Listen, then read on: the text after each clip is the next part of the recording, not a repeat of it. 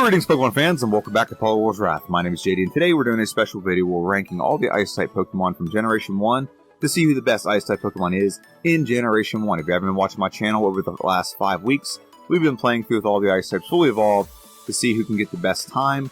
And we did the first playthroughs already, and we're going to dive into the second playthroughs in this video. These are 5 Pokemon that were represented in this challenge. We have Dewgong, Articuno, Jynx, Lapras, and Cloyster. Reiterate a point that I made a couple videos ago, but I played through in order of this picture, not in order of how I think they will land.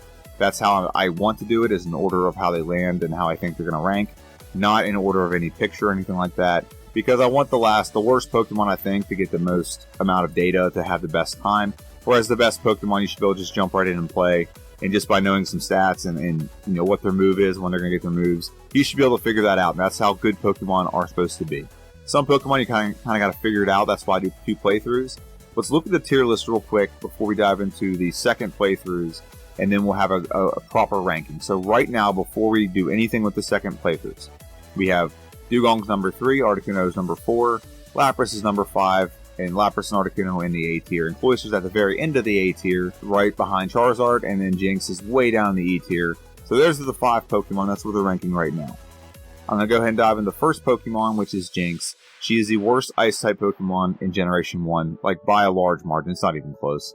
And it's really weird because she has 2 great typings. These are probably the 2 best typings in the game, Ice and Psychic. However, because of her early game moveset, she really has put herself at a detriment. Early game moveset is Pound and Lovely Kiss. Of all the Ice-type Pokemon, she has by far the worst moveset. At least early game. When you get past the first gym and you get all the way to Mount Moon and get Water Gun, she really does unlock and speed up. But it's like 20 minutes to get to that point, and by then she's already, some Pokemon have already gotten past the SS and she just can't play catch up. She's not that great a Pokemon that she can catch up that time, and you don't even get your second typing like Psychic until you get through and you get all the way to Celadon City. So that's a huge detriment for her. And one of the other problems with this Pokemon is that she just doesn't have great attack. If she had a better attack, she might be able to get through Brock a little bit faster. But her stats don't help her early, and the moveset doesn't help her early, and that's really what cost this Pokemon.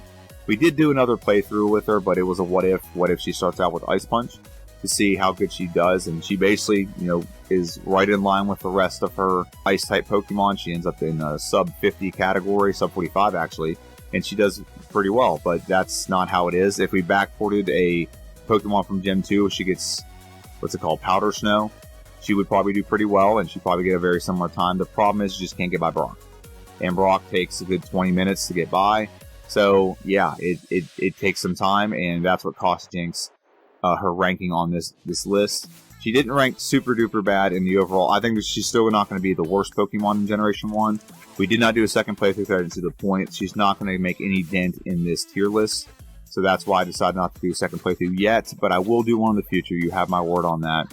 Let's move on to the Pokemon that came in 4th. The way Cloyster landed in this playthrough, it's kind of crazy that this is the 4th best Ice Pokemon, and it's in such a high ranking. So Cloyster came in with original time of 49 minutes 55 seconds, and in our second playthrough, we got a really good time. We implemented a strategy, so this is the first Pokemon that's the slow type that I can talk about in the Ice Challenge, so I'll go ahead and talk about it. There is a strategy where when you're playing through with a slow level up Pokemon, you don't pace with the game that well. The first playthrough of Cloyster actually didn't do too bad. Even though we weren't using this strategy, we weren't pacing too horribly with the game. Our levels were playing pretty consistent. In the second playthrough, we implemented a strategy that I'm going to do from now on going forward with any slow level up Pokemon. And what that is whenever you get a rare candy, right after you level up, so if you level up from 11 to 12 or 12 to 13, whatever it is, if you have a rare candy and your experience bar is low, like it just started out, just go ahead and give them the rare candy. It helps the Pokemon pace with the game so much better. It's perfectly timed throughout the course of the game to give these rare candies. And at some point, you're going to be just good enough that you'll get by, and you'll have about 5 rare candies left by the time you get to Elite 4. And then you can, do the things you got to do. Give the Pokemon like a rare candy for like the badge boost or whatever to make sure you don't level up in battle. Whatever the case may be. And Cloyster is a great example of how this was implemented, and it ended up saving 5 minutes. We came in at a much lower level, so we were able to pace with the game in the mid-game better. We didn't have to come in and be at level 62. We came in at level 58, got the job done. Stats were lower, and we still finished it just as well. And we did very well. I am very happy with this result. 44 minutes and 3 seconds on Cloyster. And if this is the fourth best, or I guess, second worst Ice-type Pokemon in Generation 1, that shows a lot that's going to happen with the next couple Pokemon. But I'm very happy with this result. So, as I said before, the tier list is going to be changed around a lot. And we're going to do that in this video, but I want to go through all the Pokemon first. The next Pokemon that ended up being in third place is Lapras. Lapras is a transport Pokemon. There's nothing really super great about Lapras. It's just very consistent across the board. Nothing, like I said, is great, but it's consistent across the board. The first playthrough, we came in for time of 47 minutes and 11 seconds. Not a bad time. Not a bad time for a first time playthrough. No resets, so that means that there was definitely room for improvement. We could cut out some time. If you're not getting any resets, you're not taking risks. And really, I'm kind of a risk-averse player, and this is where maybe I need to improve a little bit. I'll get some better times. But we came in 47 minutes, 11 seconds. And our second playthrough, we implemented the same exact strategy I just went over with Cloyster, where we give the rare candies right after we level up, right after we get a rare candy. This Pokemon came in and ranked 2 levels lower. We saved 4 minutes and, 9 seconds on the clock. We clocked in a time of 43 minutes and 2 seconds. It moved up into a very high position, and like I said, you're going to see the rankings here. We had lower stats, and we even did better in the game than we did the first time. It's crazy. You'd think in the second time through you'd have all this information, so you want to get more levels, but no. This Pokemon paced extremely well. We probably could get this a little bit faster, maybe. Not going to get it anywhere close to like the top 3, but we're right there. We're right on the cusp of getting close, and this Pokemon did extremely well. Like I said, there's nothing super great about it. I guess its best stat is its hit points, but it doesn't have great speed. Its special and attack are okay. Like, everything's okay with this Pokemon. Nothing blows you out of the water. So this Pokemon came with a very solid time. And like I said, a great representation of ice types in Generation 1. Now we're into our top 2. Now, Dewgong, for a while on our first playthrough, Dewgong was number 1. It was the number 1 ice-type Pokemon that we had in this game for a long time until we did our second playthroughs. And Dewgong comes in number 2 in the ice type. So the original playthrough with Dewgong was 44 minutes and 48 seconds with 3 rare sets. Pretty good. Honestly, very solid playthrough. There's nothing, like I said, over the top about Dewgong. What's great about Dewgong is its early game moveset. Not only do you have a Roar Beam, but you also have Headbutt. So you can handle pretty much anything in the early game, and that paces pretty well in the mid game. It just doesn't have the oomph that the other Pokemon have. Slow level up Pokemon have a little bit more oomph because they are slow level up. They get more weight with every level. This Pokemon end up at the same exact level, almost the same exact stats. I think the stats are exactly the same, to be honest. It's just we did it more efficiently. And we got it done at 41 minutes and 7 seconds. So if you've not paid attention to the tier list, there are some Pokemon that were in the top 1 and 2 that were not as fast as 41 minutes and 7 seconds. So this Pokemon's moving up. But we have to talk about the number 1 Pokemon in this challenge. The number 1 Pokemon in this challenge was Articuno. Articuno comes in with an amazing time. This Pokemon is a legendary, and it should be number 1. It should be number 1 at this point. It is a legendary Pokemon with a very good typing. It is Ice Flying. Ice is amazing in Generation 1. I'll stand by that proclamation as much as I have to. Ice is absolutely amazing in Generation 1. And we came in with the first time was 46 minutes and 27 seconds. So not bad. So there's definitely a lot of room for improvement. The mid-game with this Pokemon in the first playthrough was not good. However, the second playthrough, not only did we clean up the mid-game, but we also implemented our rare candy strategy. And we came in with a time of 40 minutes and 52 seconds. 1 reset, 2 levels lower than we were before. We had lower stats, everything. But we came in and just obliterated this game. And honestly, after playing through, we could probably get this under 40 minutes. I have a handful of Pokemon right now that I feel could really get their playtime in under 40 minutes. So with that being said, the best ice type, the crown goes to Articuno. However, we have to do some other things here. So now we have to go ahead and update the tier list. There's going to be some shaking up. So the first thing we're going to do is anyone move into another category. So Lapras will move out of the sub 50 category and move into the sub 45 category with his time. So will Cloyster. And so will Articuno. Okay, but Articuno is moving into a different spot. So how these are going to rank now. So first off, let's slide Gengar all the way over. He's in the sub 50 category. He's number 1 in the sub 50 category. I still need to do a second playthrough with him. I also need to do a second playthrough with Charizard. So these two are getting pretty lonely in the sub 50 category. Next thing I need to do is I'm just going to move around these guys out of the way. And I'm going to go look at my list. I actually have a list in Google Docs that I'm going to go off of. So now the #1 Pokemon in our tier list at this moment is Articuno. So Articuno goes to the #1 spot.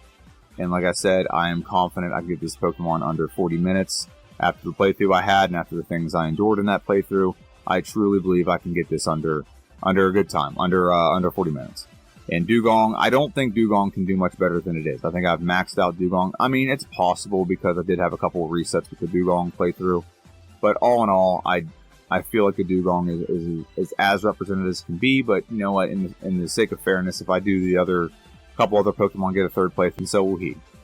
And so now I want to move a couple Pokemon out of the way, because now Poliwrath moves into the #3 spot. As much as it pains me to say that, I still think Poliwrath can get it under 40 minutes, and with a good playthrough, I think it can be done. It'll get a third playthrough. I said I was going to do that a long time ago. This is not a knee-jerk reaction. It's not revisionist history or anything. I did say I think I can get it under 40 minutes, so I do want to give that an attempt in the future. However, Machamp was ranked right behind Poliwrath for a long time. That is now changing.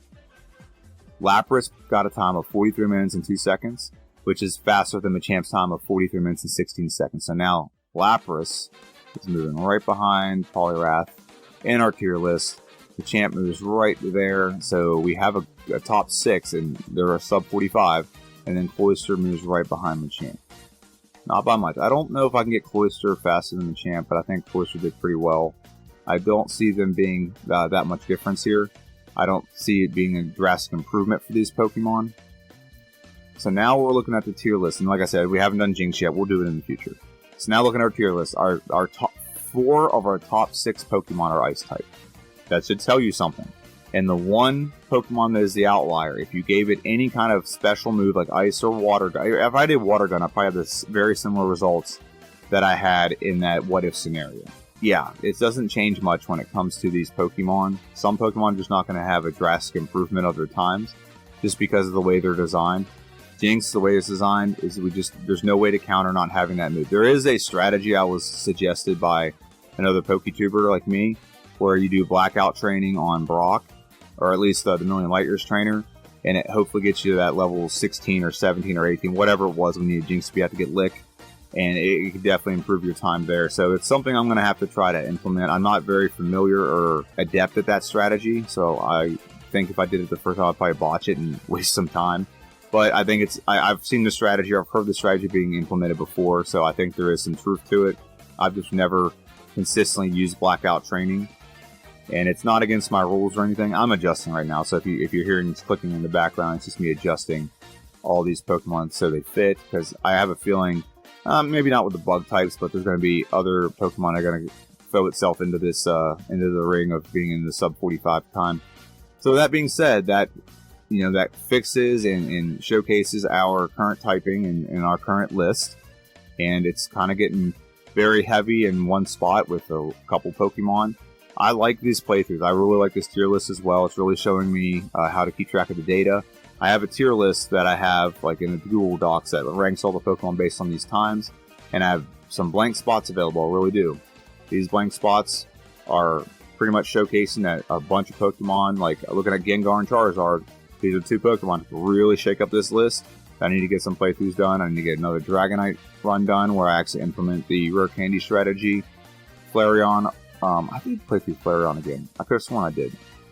Arcanine, Hitmonlee, Ninetales, a bunch of Pokemon you play through. So now that the tier list is updated, we're going to go ahead and look at one more thing, and then we'll go conclude this video, and that's the bug types that we're going to start doing next week.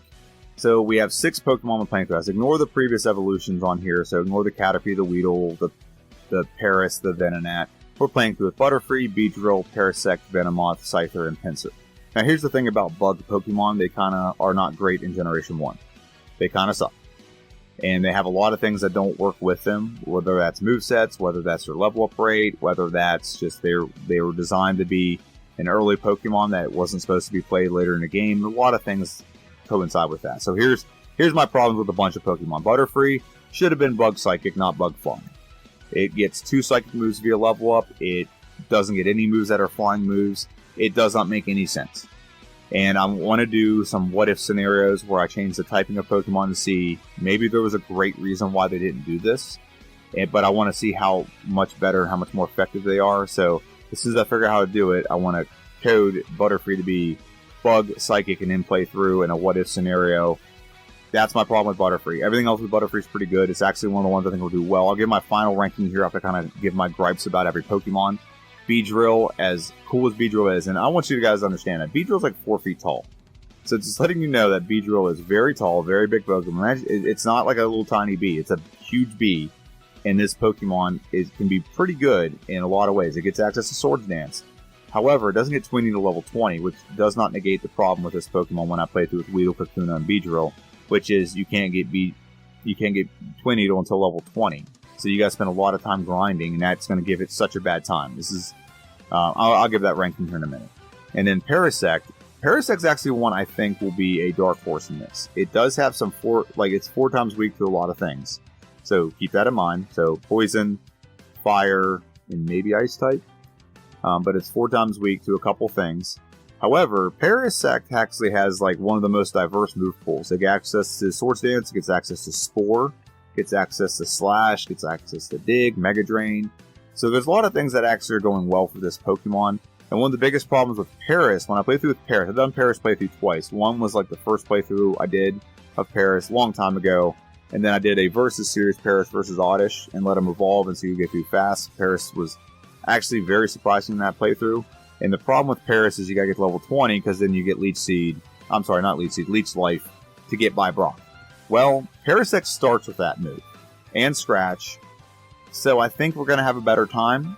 And if that was the biggest hang-up for Paris, was getting by Brock, and we've already got the move that we need to get by Brock, I think Parasect's gonna do well.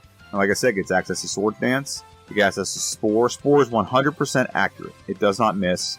So anytime you want to put something to sleep, it's going to happen. And in Generation 1, they can't attack you on the wake up.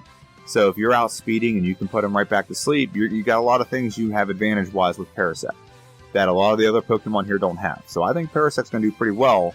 And then you go to Venomoth. Venomoth doesn't start with the greatest move pool, but it has solid stats across the board, and it does get some pretty good moves. Again, another Pokemon I think is wrongly typed.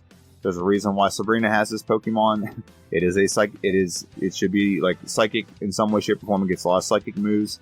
Venomoth, again, is not the greatest Pokemon. However, there are some things we can actually work with this Pokemon. And we're down to our last two, which these two should be number 1 and number 2 by far. However, Scyther in Generation 1 has an absolute garbage moveset. He only has 2 moves that can hit Ghosts. One of them is Bide, which you get from Brock, which is horrible. And the other one's Mimic. So we have nothing to get by Ghost, and we can't get Mimic till way after Pokemon Tower, so we have to survive Pokemon Tower with Bide alone. This is not great. This is not good at all. If we had its Gen 2 moveset, it'd be a lot different. It gets Pursuit in Gen 2. That's not available in Gen 1, but it does get a better moveset in Gen 2. Wing Attack, you get a lot sooner, and Wing Attack's more powerful. And actually in this game, you can't get Wing Attack. It's only in Pokemon Yellow you can get Wing Attack. So this Pokemon has a garbage moveset. It does get access to Swords Dance, so it does have some ways to counter some problems. However, not a great moveset, and that's going to be its huge hindrance for this Pokemon. Then we move on to Pinsir. Pinsir is the only bug type in the slow level up rate, so Pinsir is going to have that disadvantage. It has some great moves, it has a lot of things going for it, but its slow level up rate will affect it, and the fact it doesn't get another move for a while can make Brock difficult. It has Vice Grip early, and Vice Grip's pretty powerful. I think it's like 50 base power normal move that he does, and it's good. However, when you face Brock and you got to face Onix, Onix has Bide, and if you can't knock him out before Bide, deals back your damage like, 2 times, it can knock you out pretty easy. So that's really Pinsir's biggest problem. It's just its slow level up rate and not getting moves is going to be its problem. So here's how I believe this will rank, and this may shock some people. I think Parasect will actually end up number 1. The fact that it doesn't have the Brock issue, the fact that it has the most diverse move pool with like Dig and Mega Drain and even a good normal attacking move, and Swords Dance to badge boost both speed, attack, special, everything. Parasect I think is going to come in number 1. Its biggest problem is negated, and it has the most diverse move pool. The Pokemon I think will come in second is Butterfree. Butterfree starts off with the game with the best move, which is Confusion. Confusion, it's not going to be the greatest move ever against Brock, but Brock has low special, and so I think we'll get through the Brock battle pretty easy. The only question I have for this is how many turns will it take, and will Bide be effective in hitting us back? But Brock has no rock Pokemon, so we really are ineffective against Brock. He only has, he has rock Pokemon, doesn't have any rock moves, let me rephrase that. So all he's going to do is tackle, which we'll be fine with. Number 3, it's going to be a toss-up between Venomoth and Pinsir. I feel like Pinsir should do better, so I'm going to play it 3rd, and then Venomoth will be 4th. That's how I think I'm going to do that, because I think Venomoth, it does have decent moves, but it's not going to be great. I think Pinsir should do better, so I'm going to play it 3rd.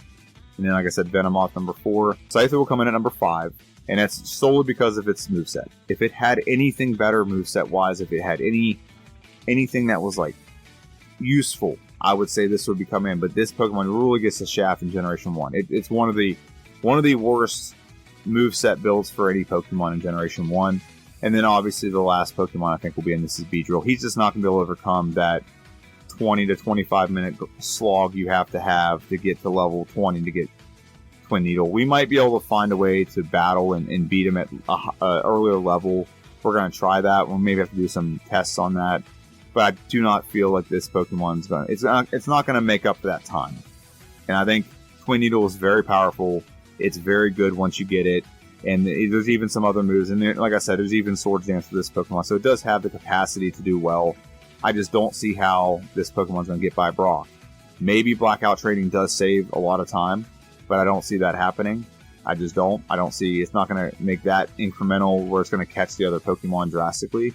It might do well enough if we figure out like a good strategy, maybe catch Scyther, but I just don't see it happening. I see Beedrill as the last Pokemon, like I said, Scyther, 5th Pokemon, Venomoth being 4th, Pinsir being 3rd, Butterfree being 1, and Parasect, as much as that Pokemon does not have a lot of great things going for it, it does have some things that I think are better for it than the other bug types. That is my prediction, and this is the end of my video, so let's go back to the main slide, and we'll talk a little bit about what's coming up. Like I said, next Friday will be our first playthrough, and we're playing through with Parasect. Like I said, Parasect, I think he's going to do solid. I think he's going to do a pretty good job. Do I expect any of these Pokemon to crack the top 10? No. A lot of these Pokemon get in the 50-minute range, 50 minutes to an hour range. I'll be tickled pink, because bug types, like I said, are garbage in Generation 1. But without further ado, this is JD, this is Polywar's Wrath. I want to thank everyone for watching. Let me know what you think in the comment section down below. I do have the footage for all the playthroughs. If you want to see the footage for the ice types, if I get enough requests, enough asks, I can put that out as like a Wednesday video. I just showcase the Elite Four battles so you guys can see, how these Pokemon did near the end of the game. I can do all that. I don't have time to do every playthrough and post individually. That'd be very hectic. It'd be time consuming. I mean, if I did like a super condensed version, maybe. But I'll only do that if people are asking for it. And that's it. That's my video. Let me know what you think. Have a good one. And I'll see you guys next time.